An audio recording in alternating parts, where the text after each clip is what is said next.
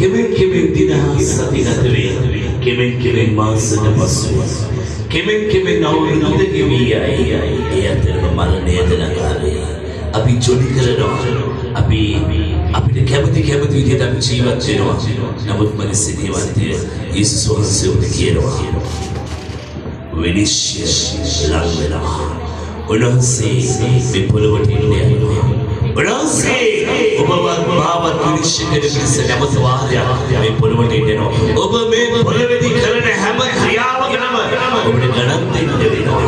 ඔබගේ පාපය ගැන, ඔබගේ වැරදි ගැන, ඔබගේ කරන හැම ක්‍රියාවකම උන්වහන්සේ ඉස්සරහට උත්තර දෙන්න වෙනවා. එදාට මම එහෙම කරේ නෑ කියන්න බෑ. ඔබ මේ පොළොවේ ඊයේ අද හෙට අනිත් කරන හැමදේම උන්වහන්සේ දන්නවා. ඒක නිසා පසුතැවිලි වෙලා හැරෙන්න, ජීවිතය වෙනස් කරගන්න, යේසුස් වහන්සේගේ ජීවිතේ බාර දෙන්න උන්වහන්සේ ආශිර්වාද කරනවා.